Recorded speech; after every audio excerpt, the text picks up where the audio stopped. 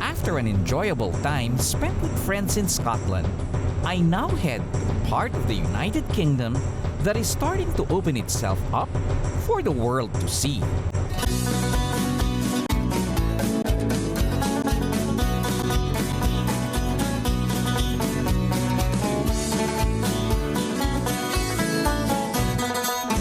Hop on board and discover Northern Ireland with me.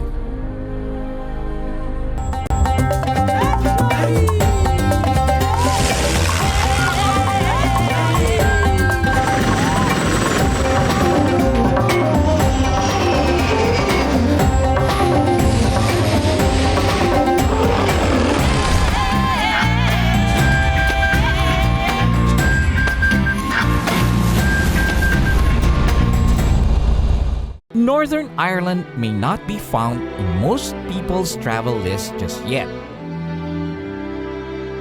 Conflict between Catholic and Protestant warring camps over political rule waged on for many years.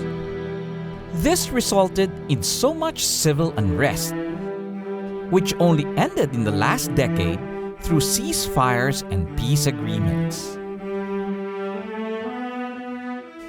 Even then, I heard that this place is fast becoming one that's worth the visit. Today, I drive towards the Loch Ryan Port as I leave the stunning Scottish Highlands.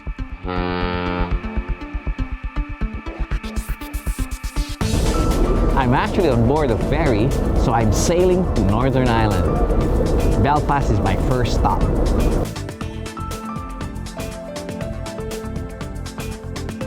Well, the trip didn't actually take that long. I can see Belfast from here.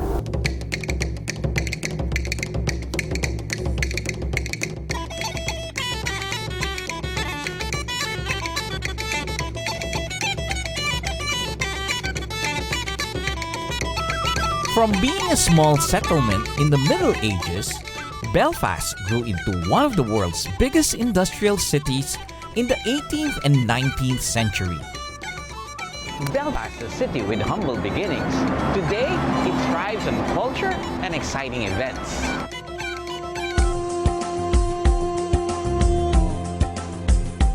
We chose to stay at the 10 Square Hotel in the heart of the city, recommended highly by Visit Belfast, the city's very active tourism council. You have such a good location here in Belfast. It seems like the city grew around your hotel. We're very lucky. We have the best location at the back of City Hall. Yes. And we are surrounded by all the shops, restaurants, bars, and then you've got all the sites within like 5-10 minutes walk of the hotel. That's right. So we're lucky we're here when the weather is good. Absolutely. You brought the good weather with you. Yeah. How many rooms do you have in the hotel? We have 22 bedrooms. The place seemed so homey when I went inside the room. You could probably do with another 40 bedrooms, really busy, which is great. You know, a lot of leisure at the weekend. Belfast it's a wonderful city. It's growing continuously, and everybody is still so friendly, so accommodating. For an experience of real Irish homegrown cooking, I went behind the scenes and into the hotel's kitchen. What are we gonna do today? Irish beef fillet with baby potatoes, baby carrots, some green beans and a Jameson whiskey sauce. We start by seasoning the beef with some salt and pepper. Then we bake it in the oven for 7 minutes. This is the sauce. Our sauce. There's your whiskey. It's the most important. The Irish, after all, claims to have invented the whiskey. We throw in some boiled potatoes and herbs. Once the steak is done, you let it rest to seal in the juices.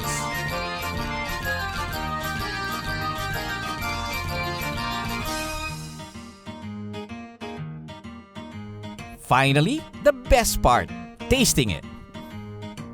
So Philip, we get to try it even before we serve it outside. It's real thick.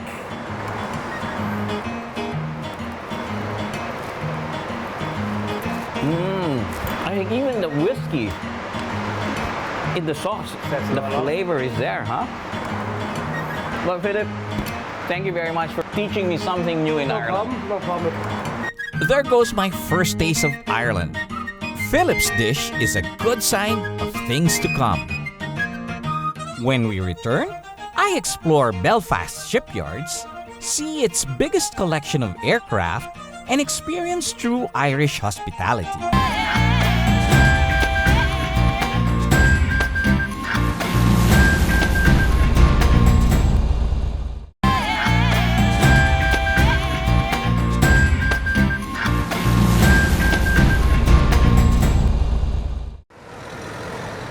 I'm still in Northern Ireland, exploring the capital, Belfast.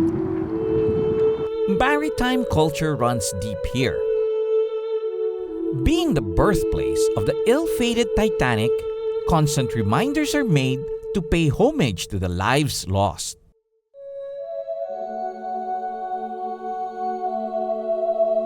Here in St. Anne's Cathedral, 1,517 of them are honored in these hand-embroidered crosses.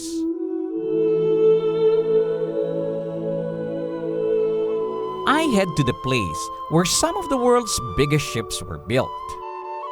In Queen's Island is the Harland and Wolff shipyard, once the largest in the world. Today, we find out its place in history. Belfast is known for its maritime heritage. In fact, the world-famous Titanic was built right here. I'm going to get to look around and check out the place with the help of Ben and the Segway. So you ready to follow me then? We'll get started? Yes. Yeah, we'll go this way to start. Exploring a vast place like this is always fun with something like the Segway. A clever and eco-friendly way to get around. We begin on the slipway, a ramp close to the shore where boats can be moved to and from the water. This is Titanic slipways. The Titanic would have sat here on this side here, and its sister ship, which is pretty much exactly the same, would have sat on the other side. They had the Olympic, sat on the other side. Ben tells me that the grass strips of different sizes represent the proportion of lives lost and saved among the crew and passengers of the Titanic. So you can see it's a really good representation how much their class and the crew were treated and how much they suffered. From there, Ben took me to see the dry dock and pump house. In this Victorian-style brick building are the massive pumps and hydraulics that powered the construction of these grand-scale ships. Just outside the building is the dry dock, a basin that can be filled with water where ships are made to float while repairs or testing are being done. With the size of the ship fitted in here, you need equally heavy support at the bottom when the water is pumped out. This were actually the keel blocks. It's a solid metal and topped up with wood. The weight of this is almost equivalent to 3 Bentley cars. 26 million gallons of water were drained out of this very spot where the Titanic rested on, as she was deemed ready for her maiden voyage the following day.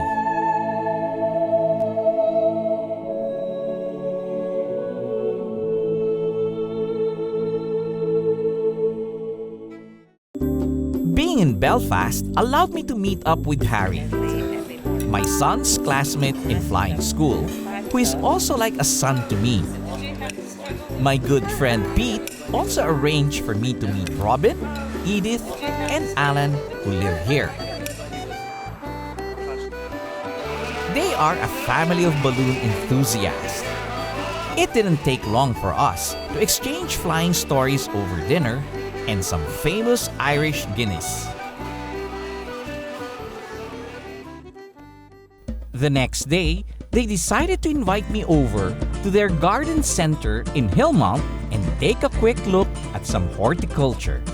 Robin, this is such a wonderful job to be surrounded by flowers and things that are nice every single day. We're so lucky to be in the garden business. Yes. And nature is such a lovely thing. How did the business start? I think from your grandfather. Yeah, I'm the third generation, and my grandfather started in 1940. At those days it was just a market garden, just fields with growing vegetables. And then after that then we started growing the flowers. We have moved into the retail end, 20, 30 years ago, and because we're close to Belfast it does very well. Flowers may vary in season, but the locals' love for gardening remains constant. Up in here. Oh, look at that, look.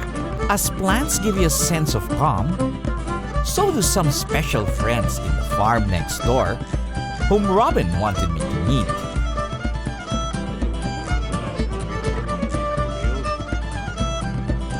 A consistent spot of colors in a city where the weather's unpredictable. I'm glad to discover this small oasis I may have otherwise overlooked. And I've gained some new friends here. From Belfast, we drove west to Longkesh. Located at this former World War II airfield is a place I thought would be good to explore.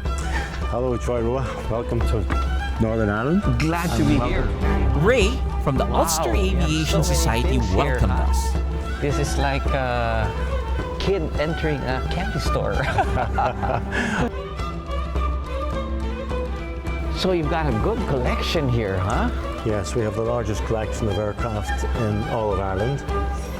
We're not just like any aircraft museum. Yes. We try and pick aircraft that have a connection with Northern Ireland. I see. And this is a nice looking turret here. It's a World War II tailed gun turret from a Whitley or Wellington bomber. This is the condition we found it in. Wow, and it's restored to this. And one of our members took it home 2001 and brought it back in 2011. It's the best. 10 years. Yes, 10 years, just under 3,000 man-hours. They also have the largest collection of aircraft by the Short brothers, pioneers in the aviation industry based in Belfast. And the Tucano. I had a chance to meet the designer in Brazil. Oh, wow. The original guy. Embraer. Yes.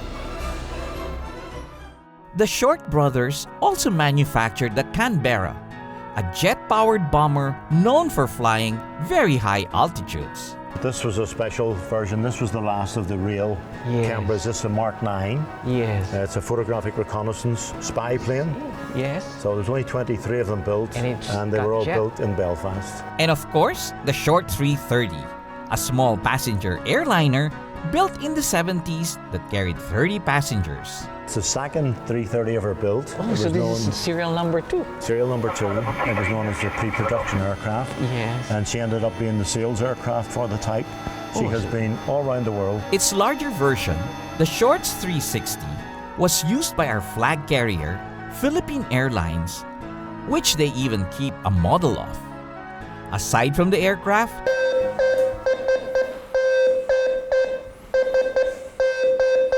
Okay, if they come, I'll start hiding. they also preserved a special radio room. One of their members, Frederick, is happy to show us his collection of old radios, which he brings back to life. How many members do you have today? We have over 400 today. And none of these guys are being paid? No. All of these guys are doing it for the love of it. For the love of it. It's just a passion and interest in getting things together. Congratulations. I wish I can inspire people to be doing the same thing.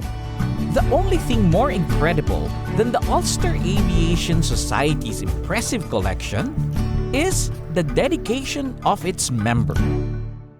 When we come back, I head up north and leave the busy city of Belfast for something closer to nature.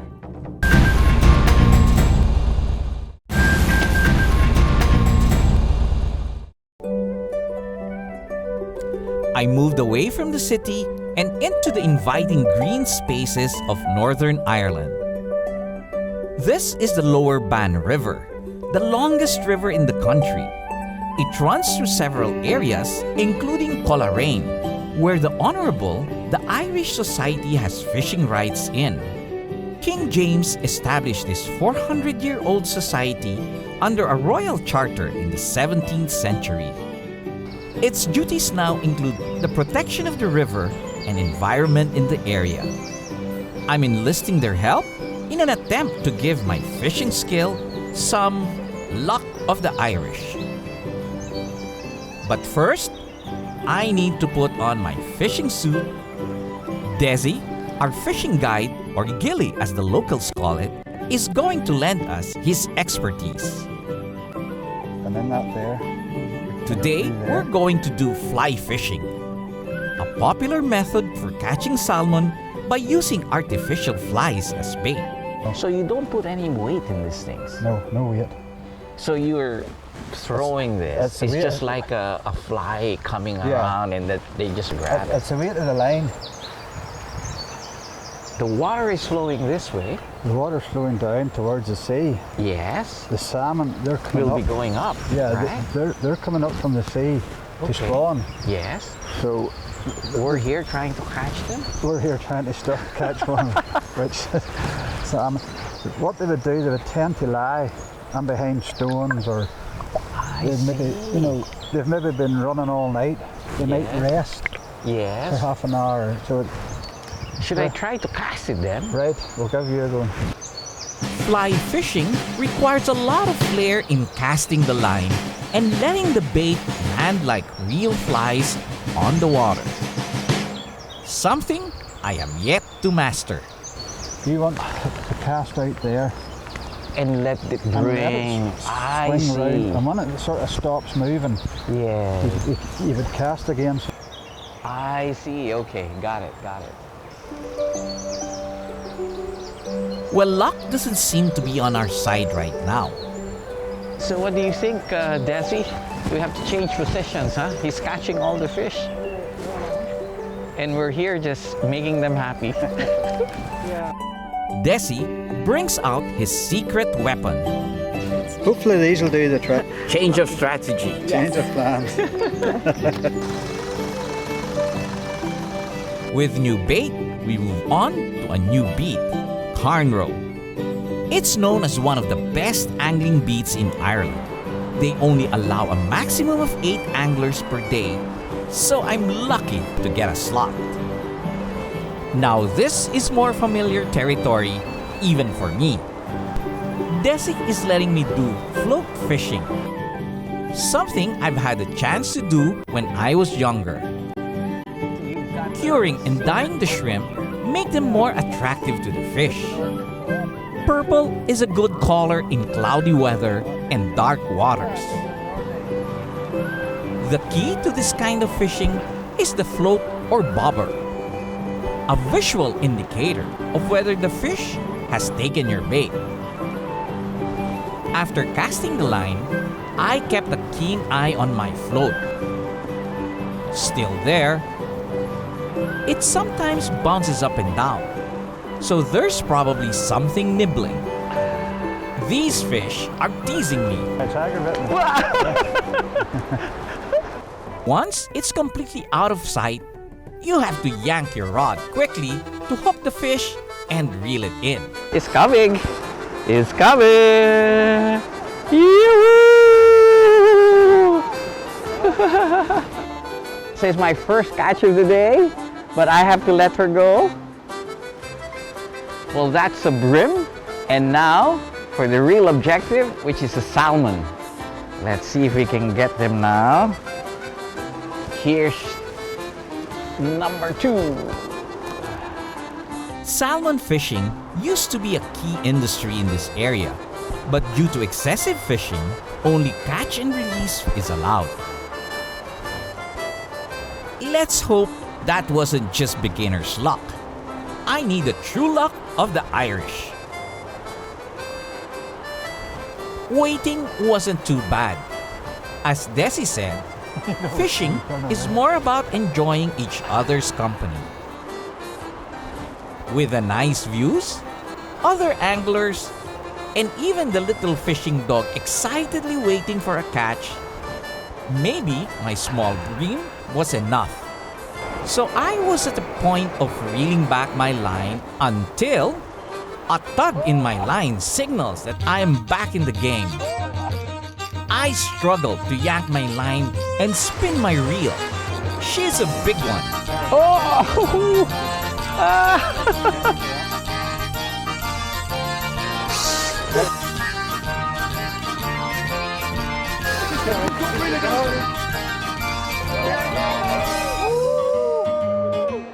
A 12-pound salmon ends my day and my bad fishing luck forever.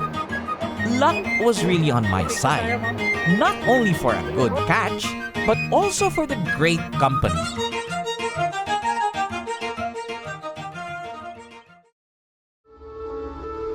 This is one of the few places where I didn't know anyone prior to my visit, but almost immediately felt so connected with the people I met. Robin, who continues what his father started in serving the community.